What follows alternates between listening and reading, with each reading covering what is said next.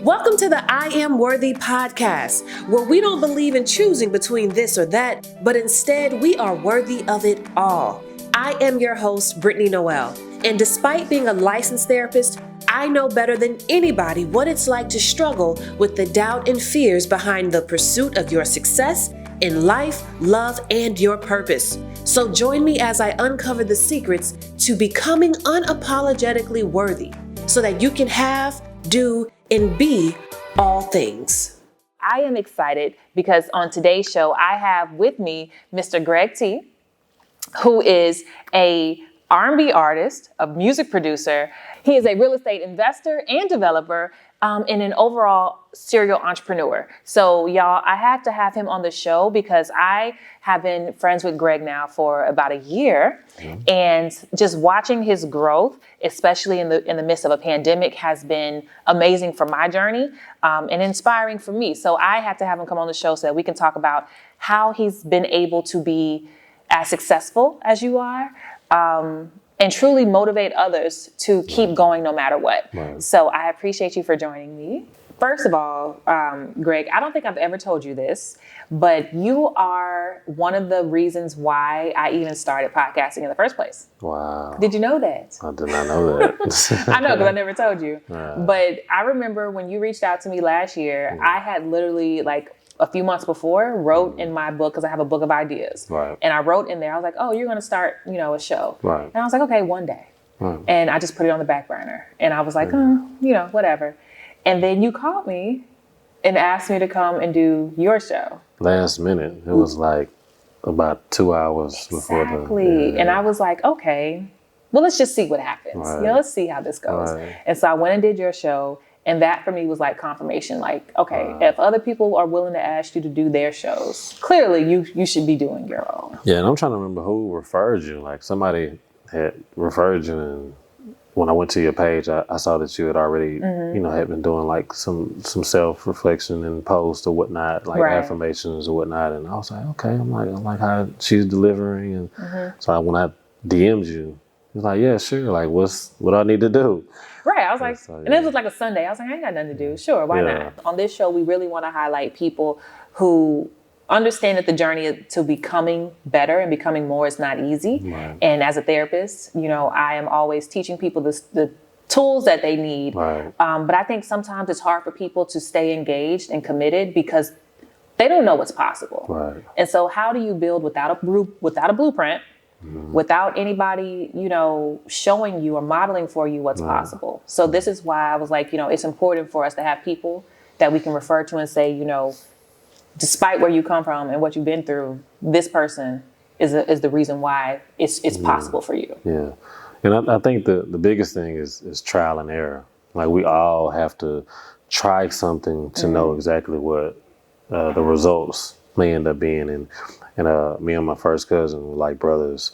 We've done practically everything throughout our whole young adult life and mature adult life. Just fast forwarding over the years, like we've just tried so many different things, and we wanted to figure out like, hey, we need to try whatever. We need to try to see what works for us. And so we may be entrepreneurial, spirited and minded and have certain aspirations and goals that we're trying to accomplish, but it doesn't mean that we know everything or that we're going to always get it right. Yeah. But you won't know what the outcome is if you don't try it. True. Right. And so we've had businesses since we were maybe like 19, 20. I'm 37 now. And so we've had different failures, we've had different successes, and when you're young and you don't really know how to maintain the success aspect, it really it holds no value at that point. And so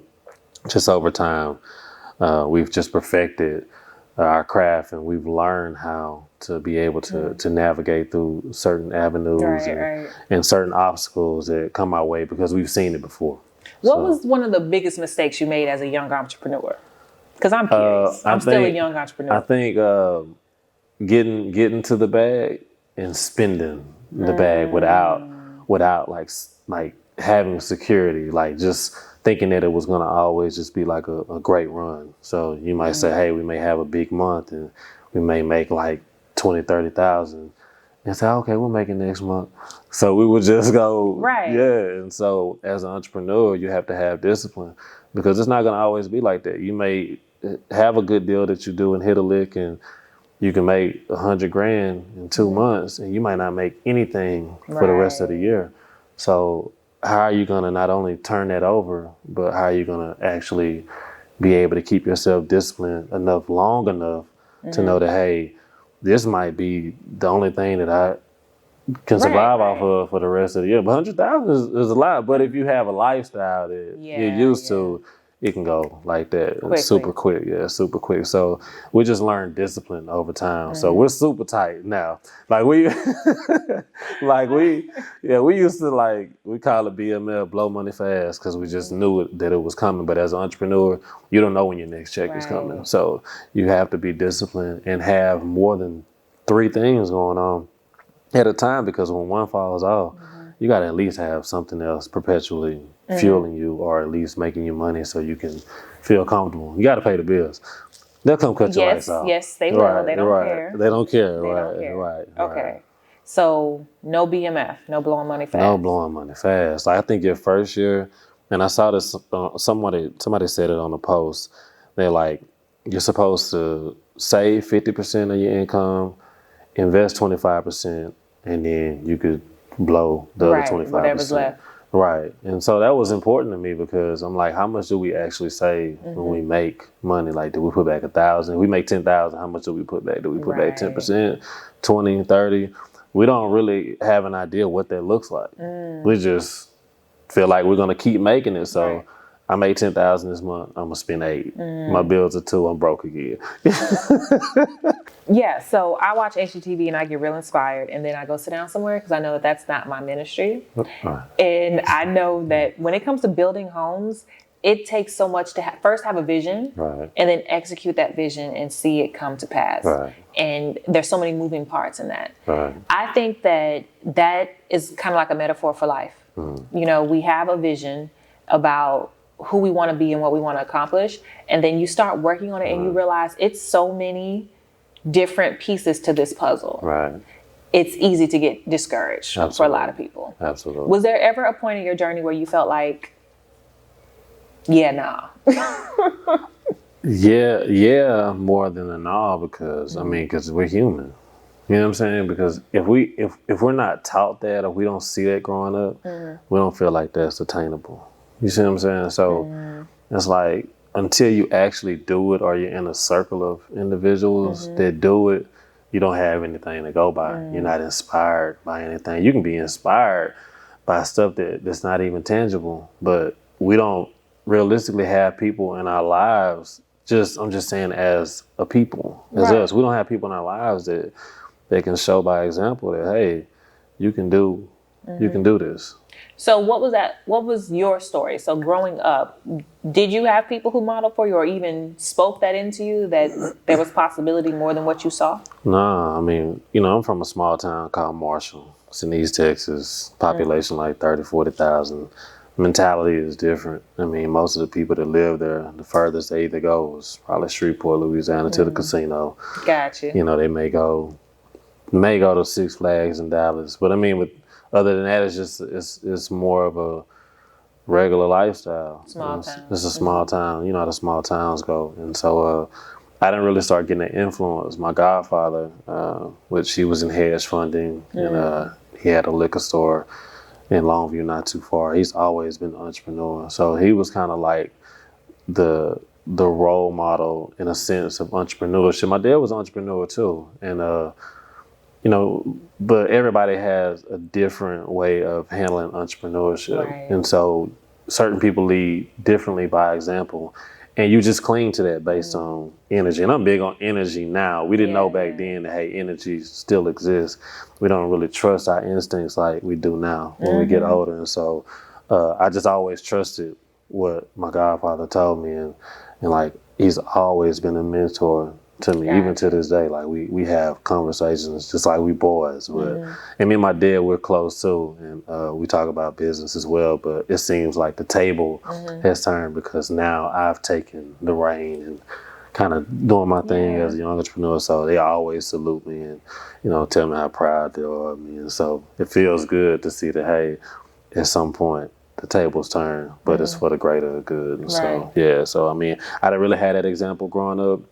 I've learned through life, even through undergrad, there were certain people that were put in my life that showed me things that I probably would have never been exposed to just with the normal circle that I was around. So along the way, you're going to meet some people that, like you said, inspire you to do some things that you didn't even think were attainable. Right. And so now I'm super grateful, and I always try to pay it forward to people that are in the same boat that I was in when I was younger, because I know that I didn't have that, and so I'm super grateful. Super grateful and humble by it. So Talk to me about that shift in your mindset. Like, what was the point where you went from thinking, okay, how they used to think the world is flat, right, to where they realized, oh, the world is round. Like, how did you go from thinking that I can be one thing and this is my potential, this is what I can do, to realizing, oh, I can do everything? I think when I started realizing that the workforce wasn't for me, because I would always quit a job and get fired. It's like, these are the two options here. These are the two options. It was like, what are you gonna do? You gonna stay there forever? You gonna, you're gonna gross your 401? Like, it's like I'm gonna quit or get fired. Like, I never felt comfortable at a job. Yeah. Like, I never felt like I could be me. Like, I could never speak my truth. I could never be transparent. I felt like I was confined to just play the game. You see what I'm saying? And so and I think it may have, you get those 3 strikes you ask, like, okay, I got fired from here, got let go from here, got fired from here. Okay, like, something got to get this. Clearly this is not a good fit. This is not a fit. Like, something got to, okay. And I think the last straw was 2015 when I was working for the city. And like I said, they let me go. And I'm like, I'm not doing this anymore. Like, I'm not going to get a job. In my first year going into 16, like, I grossed over 6 figures. You see what I'm saying? Tell me how you did that. How you go from getting laid off to grossing 6 figures the next year? Well, I had already, like I told you, I was kind of like burning the midnight oil in 2012, just kind of building up my database, building up, my clientele, and just making sure I set the tone, and the momentum was important, because when you build a momentum and you hot, it's just like a singer. When you got a hot song, everybody wants you to do a feature on a song. And so I just felt like, I'm hot right now. Let me go ahead and capitalize off of it. And so in the midst of me being investigated on the job, and the investigation was for me doing outside work in the workspace, which was real estate.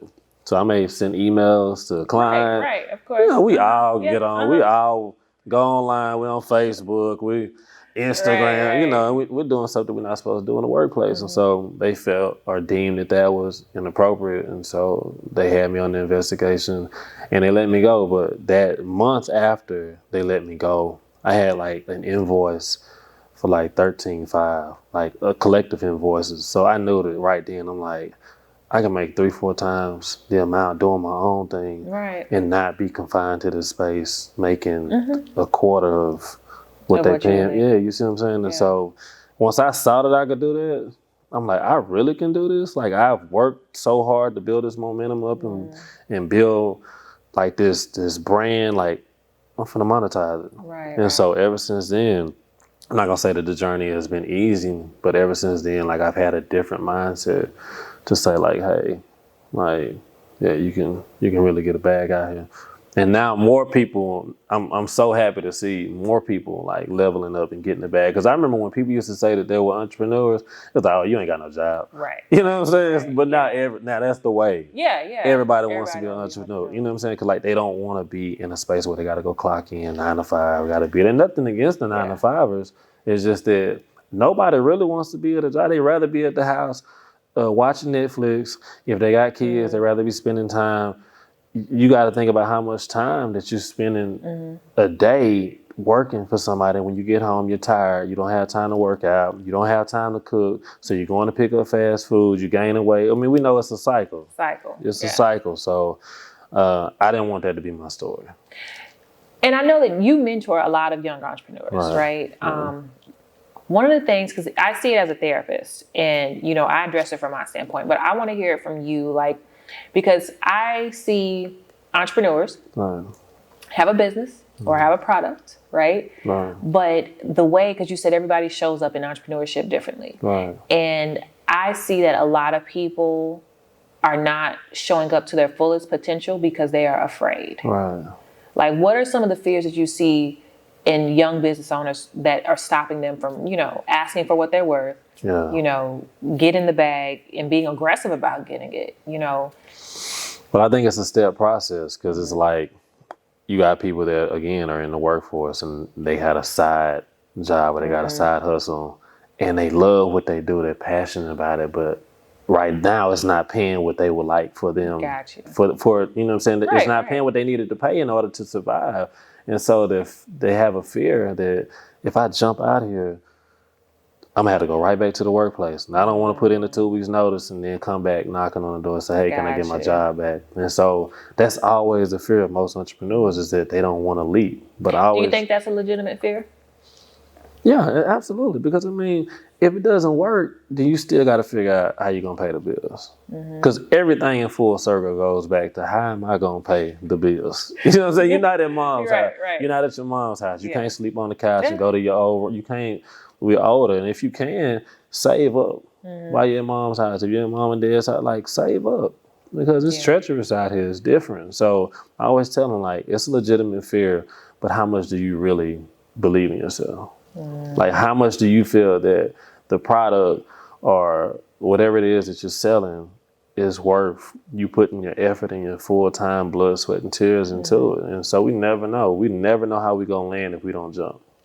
You know what I'm saying? So I always use that theory with them. How do you know how you're going to land if you never jump? And it makes them think. They're like, you're right. And so I'm a living testament of just like saying, hey, I'm not going back. I meant that. I'm not going back to the work world. I can't. Like, I'm influencing too many people. I got mentees. Like, I'm in my space right now to where, like, it's no way possible I'm going to go back to the work world. And now, you know, they say never but Right. I'm not. Right. Yeah, no. Let's really quickly, I want to run down your list of business developments. Okay. But first, because I don't want to lose sight of the fact that you are an R&B artist. Oh, God. Yeah. He has the vocals, okay? Oh, Lord. What? You know, I'm shy to certain things, but it's cool, you know. Listen. Okay. If you want to be shy. Right, But I would say modest. I'm like super modest. was that your first love, or was real estate? Music was always my love. Yeah, rap or singing or writing or just production, just being in the vibe, you know, being in the moment. Like, it always made me feel like I could go somewhere different. Right. Like, it made me feel like somebody different than who I was. And so that's always been the love. I never strayed away from it. So even now, in full circle, 20 years later, like, I still deal with music from every aspect, whether it be behind the scenes or on the scene, you know. So, yeah, I still love music. Okay, and then we hop into the real estate. Happened to the real estate. Right? So starting off as a realtor, then in developing. Developing. So I've always looked at areas that everybody was scared to go to. Because, like, naturally, everybody wants to go where it's popping. That's, okay, you're going to just fall right into the bubble. So what I've done is that I'll go to certain areas like South Union, which is past Scott, in between Scott and Cullen, like Yellowstone. And I've saw areas where there are opportunities where my people can actually buy a house over there and they can afford it. They can stop renting and actually own something. And over time, it's going to end up increasing or appreciating in value. But you got to start it somewhere. Nobody wants to start there. Like, nobody wants to go to the hood. You see what I'm saying? And I hate calling it that because I feel like it's a stigma. It's a stigma based on what people perceive. You see what I'm saying? Like, oh, they do hood activity? Or is that, you call it hood activity. So what does that look like? Right. You know what I'm saying? Is that them being outside barbecuing, what, in the backyard or the front? Like, well, I mean, I don't know what it looks like. You see what I'm saying? But they call it the hood. So what's the hood? You see what I'm saying? So we got to quit putting the stigma on it. We got to, at some point, lead by example and show people like, hey, you better than that. I can show you some different ways to live and some different goals that you can reach. And we start putting those houses in those areas where it's affordable and kids can have a backyard and they can have their own room and parents can say, hey, I actually own a home. And so we started that in South Union. And now over there, you can't find a lot for like 100,000.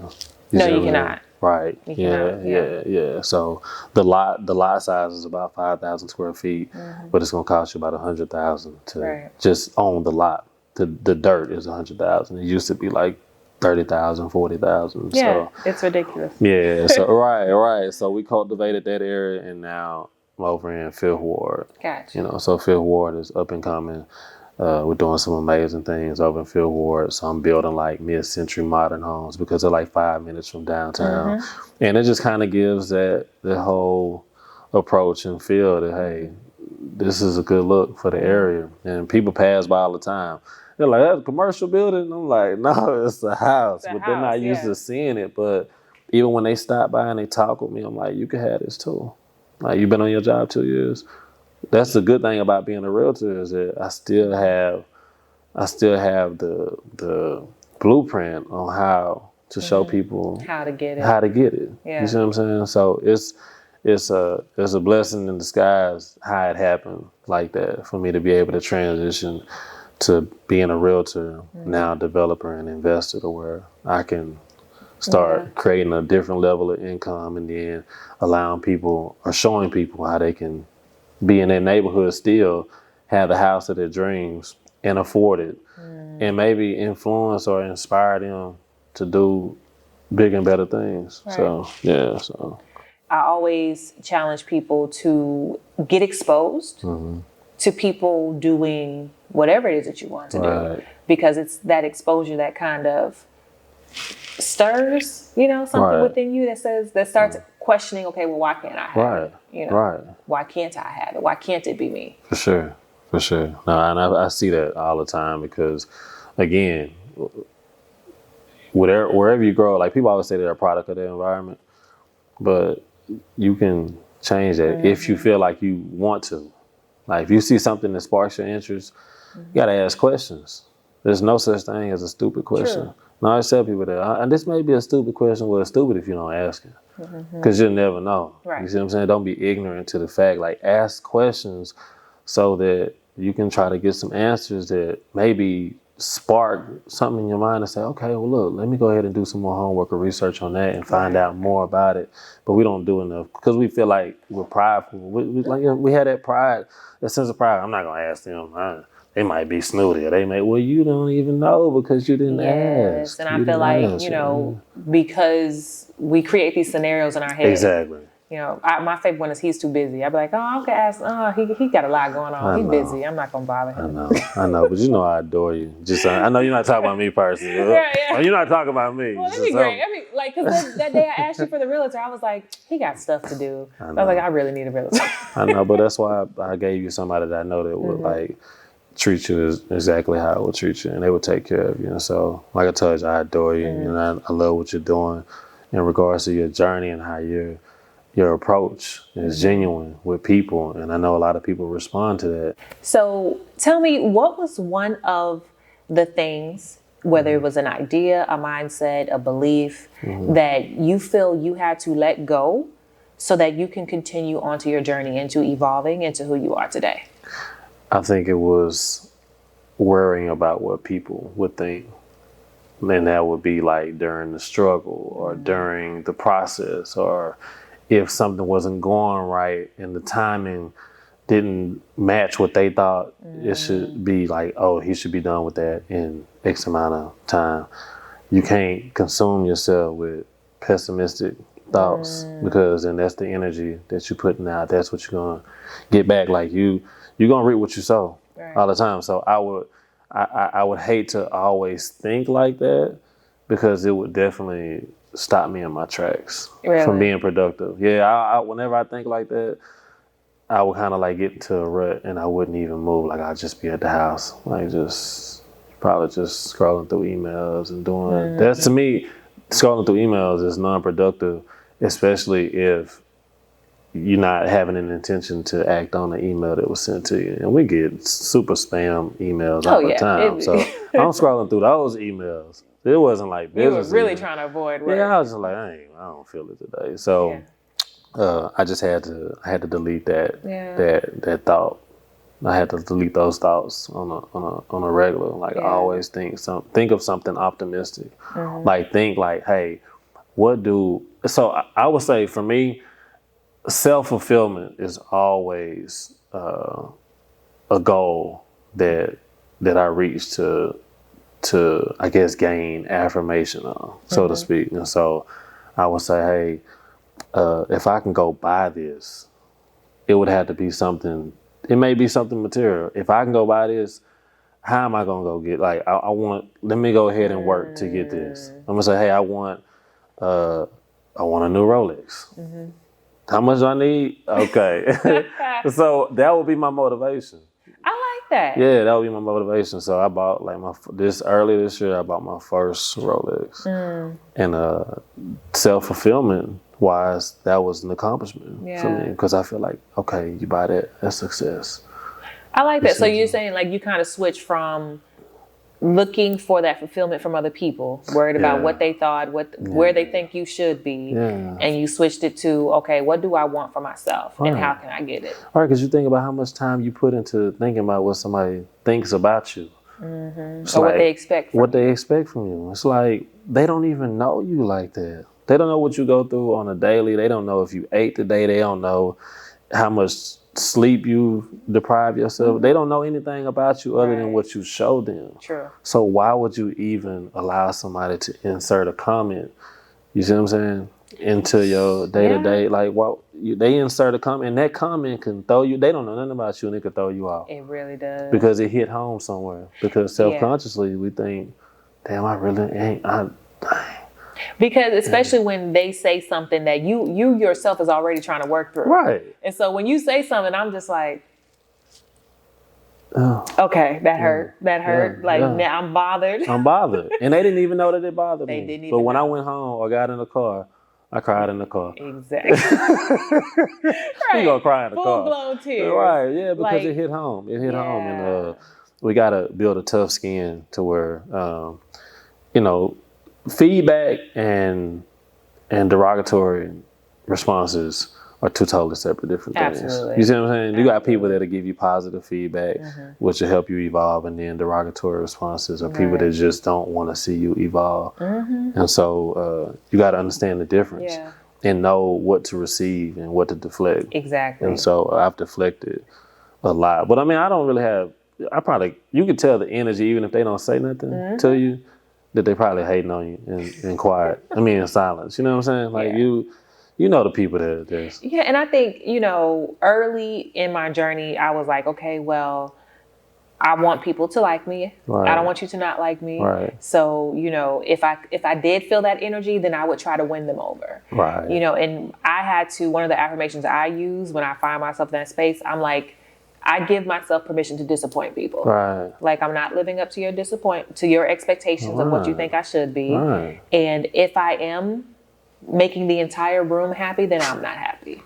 So I'm not willing to even, give that much thought into it anymore. Right. Because it makes it very difficult to just keep moving forward, because everybody has an opinion about who you are and what you should be doing. Always.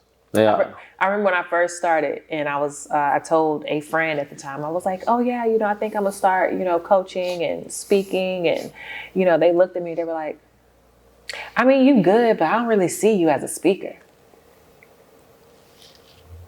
And guess what? It made you second guess. I was like, well, dang, this supposed to be your friend. Exactly. You see what I'm saying? But sometimes they don't know the gift that you have or what you've been planning and plotting over time. And if you haven't done it before, it goes back to if you didn't post it, it never happened. And you know what I learned? Other people see your gift sometimes before you do. Oh, yeah. Yeah. The same way you play down your R&B music. Right? And we just think we're just being our normal selves, and other people see your gift and they've already made up their mind. Yeah, I don't. Right. Do you think that they want to roadblock your success when they see it? I'm saying, like, even like some of the, I guess you would say, former friends. Oh, they're former. Right, for sure. Like, we don't They're need no former. negative energy around. Yeah. But it's like the people that you said that to, and they gave you the derogatory responses. That's, you see how that align? Derogatory responses, like, dang, you supposed to be team. Right. Brilliant. Because when they're your friend, you trust the feedback, right? Right. And so you're like, okay, well, maybe I should, And when I first started, I was so hesitant to call myself a speaker because I was like, I wouldn't own it, Right. because I was doubting myself. Right. So when I have people who are in my circle say, oh yeah, I don't see that for you, it was very hard for me to step into that thing, That's heavy. That's heavy because, again, like I said, you start believing that when you have people that have been in your circle, have been in your life for a long time, and you expect the best from them. And when they give you the derogatory responses instead of the feedback, it makes you kind of short step what you're trying to accomplish. And so that energy, you gotta, again, deflect anything that's coming negative your way, because it's gonna roadblock your success. Anything that you have in your mind, I always hear people say, if you can think it, you can achieve it. Absolutely. And that's true, because you have to be able to speak it into existence. Right. You got to put it into the universe in order for it to even display itself. So I start thinking about certain things that I want to do, and like even my plans for 21, because 2020 canceled. It's gone. Yeah. It's out of there. But I just started thinking for 21. It's like, hey, from a business aspect, how can I be better as a business owner or as a mentor or as a professional in general? Like, what can I do to make sure that I'm not running in circles or I'm spending too much time on one particular project as opposed to delegating my time equally? And so that's my focus even going forward. It's like, hey, yeah, I need a person, the assistant that's like fluent or that's has a great acumen in what I'm doing as a business professional. Like, I need somebody that can actually articulate what I need to, you know what I'm saying, what I'm doing on my day to day, and kind of help relieve that pressure on me. And so that's the focus for going into like 2021, is to find an assistant or find like a because you definitely need it. Yeah. Well, thank you for coming on the show today. Thank you for having me. Like I said, I had to have you because you are amazing at a lot of things. Thank you. And I know that being excellent in multiple areas of your life does not come easy. No. So there's a lot that I will be learning from you and they will be learning from you. No, for sure. So yes, so tell the people where they can find you at. Yeah. So you can definitely find me at g.t.i on Instagram. The name of the company for the construction is TNT Construction and Development. Definitely look forward this year.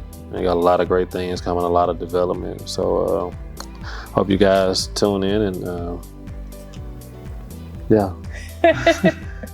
Awesome. Thank you so much. Thank you. You guys, this has been another amazing episode of the Gladiator edition of the I Am Worthy podcast. Thank you so much for tuning in with me. Until our next show, I will talk to you guys later. That was another episode of the I Am Worthy podcast. If you like what you heard, please comment below and tell me how this content is helping you. Make sure that you like, share, and subscribe to our YouTube channel. I am so happy to be with you on this journey as we are all becoming more of ourselves in every area of our lives. Until our next episode, I will catch you guys later.